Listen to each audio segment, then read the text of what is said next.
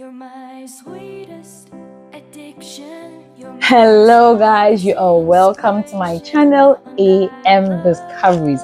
If you are new to this channel, thank you so much for being a part of it. Thank you so much. Don't forget to subscribe and don't forget to like, don't forget to share. And so we are still on the Cerebral Palsy series, and I want to give a special shout out to Inoki Popo. Yes, me and Yatai Akudram. Thank you so much for that amazing interview. It was really fun. It was exciting catching up. And guys, if you have not watched that interview, please go back to my previous video and watch that interview. It would help you understand better what I'm going to be talking about today. And today, actually, I'm going to be rounding up everything that I think, you should know about cerebral palsy. For the other information, it's more, medical, more in-depth. But then the basic one that you should know is what I'm going to be sharing with you today. And so we'll take a quick break and then I get back to you.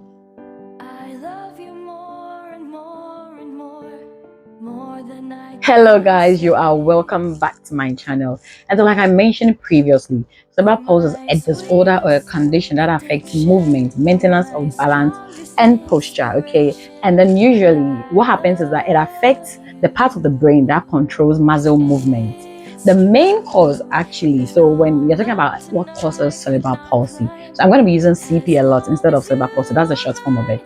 So the main cause of CP is damage to a developing brain or abnormal development of the brain, okay? And so usually it happens either before birth, during birth, or after birth. And when it comes to the after birth, usually, so according to research, they say between the first 28 days of a child's life.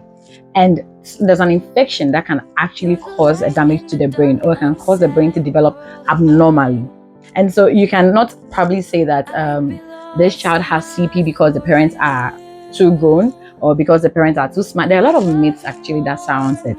But the main cause is a damage to the developing brain. So probably while the child is in the womb, there's actually something that happened. Maybe the mom probably took a medication or something, anything, but they can't pinpoint that is this or that. All they know is that it is caused by damage to a developing brain or an abnormal development of the brain. Okay. So another thing I would also want to mention is that a lot of people think that cerebral palsy, the main cause is probably oxygen not going up to the brain, and so that is what causes some children, and like they end up becoming, diagnosed with a condition. But then that is not the only reason. Okay, so don't be there and allow people to tell you what they think. It's important that you also read. It's important when you get pregnant, or even before you get pregnant, you learn about all these things. And then when you are pregnant, take all those is it prenatal course, or what do you call it? Yes. So it's important to take those things very serious. When you go ask questions, if you don't understand anything, ask for details. The doctors and nurses are there for us, okay? Now I'm going to move to the types of cerebral palsy. There are 4 types. The first one is called the spastic cerebral palsy, and that one is more about stiffness, so more of muscle stiffness, and it can affect just the arms, just the legs, or all the 4 limbs, okay? And then the second one is also called dyskinetic cerebral palsy. This one is more about uncontrollable movements. So usually it affects the face, it affects the tongue, which would affect swallowing, affect sucking, talking. So sometimes you see, so let me talk about the first one a bit. So you see someone with a spastic cerebral palsy, and either they would have very slow movement to things, or it's very quick, okay, like. And then we have those that when it affects their, like, the movement, so it becomes uncontrollable. So probably maybe they are not able to control their arms well or the legs well, so they can walk, okay? So the third type of CP is atasic, and that one, it usually affects balance and coordination. So the main issue they'll have is probably, with movement. And one of the things that they mentioned that people with that particular type of CP, they have issue with is writing, okay? And then the 4th type is called mixed CP. So with people with that particular one, it's either they have one of, so I've mentioned 3. So either they have the spastic or they have the atasic, like it's either this and that, or that and that. So it's not just one type of the condition that is affecting them. So let's take a quick break and then we move to the diagnosis and the treatment. So now let's talk about the diagnosis and the treatment. So the first initially that is done is that there will be a developmental monitoring. So every child has developmental milestones, and so this will be observed. If they realize that okay, there is an issue here or issue there, I would actually talk a bit about that after talking about this. So when they realize that there is a delay somewhere, then the next thing they will do will be the developmental screening. So this is more medical. So probably that's the point where you go to the hospital and then the doctors are monitoring, okay, why is this way? Is it because of this or that? Because mind you, some children may show some signs, but then it may not be cerebral palsy. So this has to be done. Then after that, there is the developmental and the medical evaluation. With this one, now they want to diagnose what type of CP it is. I have mentioned the 4 types. So they'll check, okay, is it the first, is it the second, is it the third, or do you have a bit of all the other ones? Then after that is done, now we move to treatment.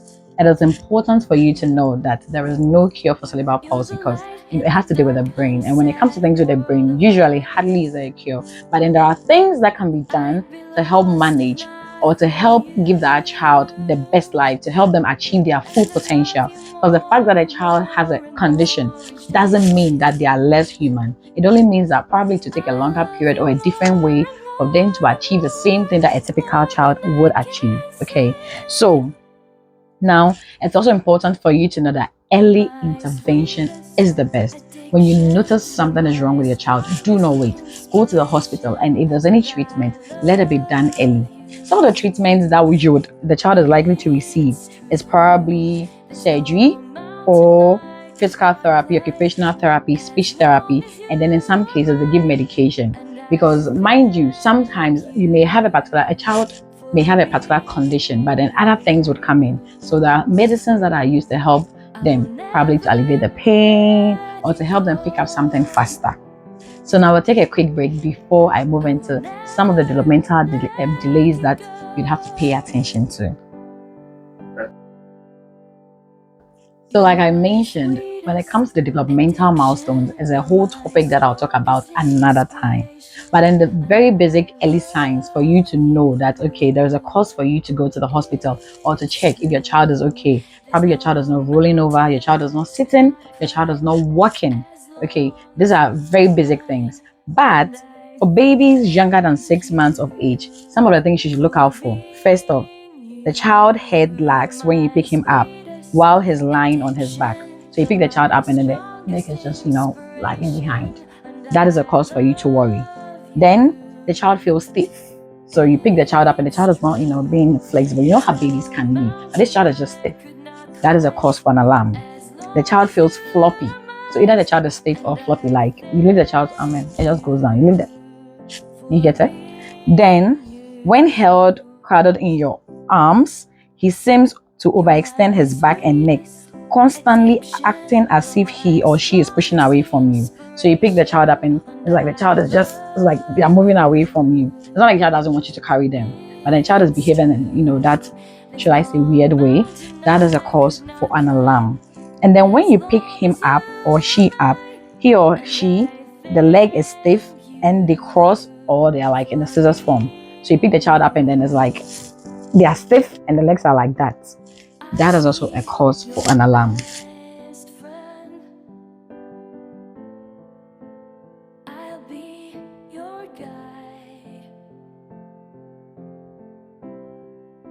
Whenever you need me, I'll be by your side.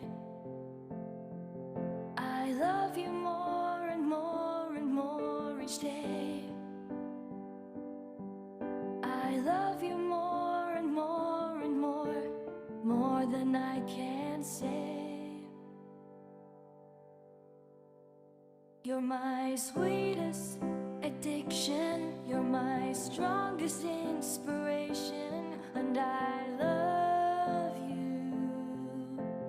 It's true, there's no mountain I could not climb as long as you are mine, and I thank you for being you. Been waiting for you all my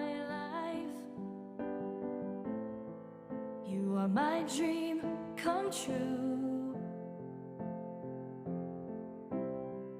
You're the light in the dark, unsad world of mine. I'd be lost if not for you. And I love you more and more and more each day. I love you more and more and more than I can say. You're my sweetest addiction, you're my strongest inspiration, and I love you.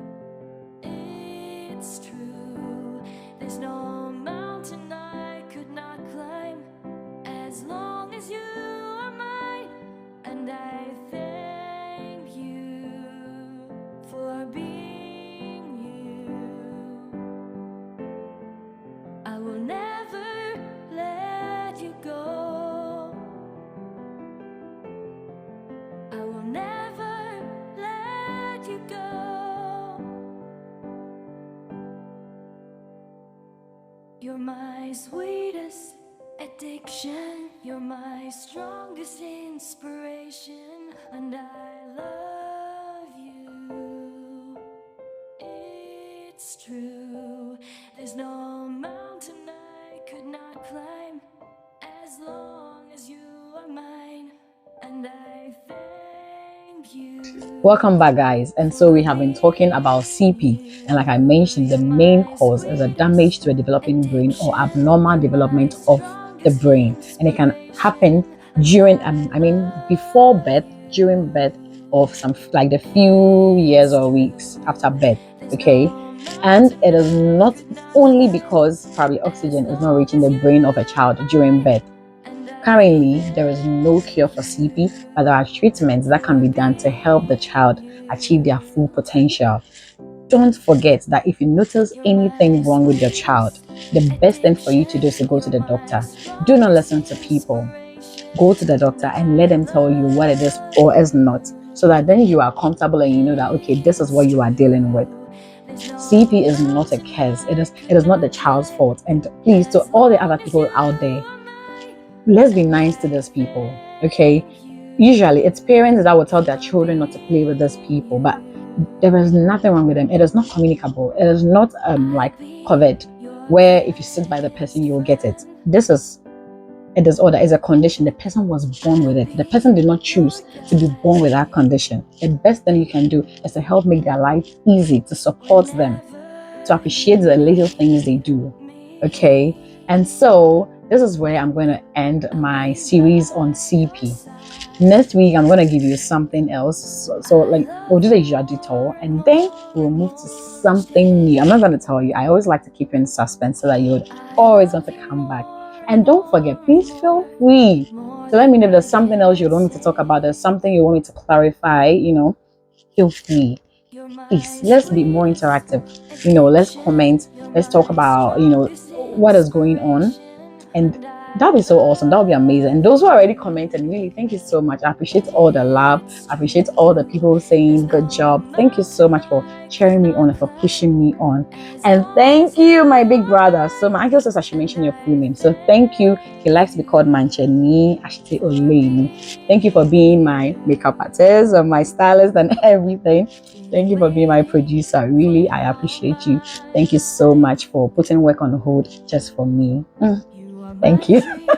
Okay, guys, and so there you have it. A special thanks to Enough People once again, and to every other person that has been supporting AM Discoveries. AM Discoveries, discover and learn. My name is Anna Mosafina, but you can call me, the name. Yeah, Miss Mo. And so this is what we call it, an amazing time together. Bye.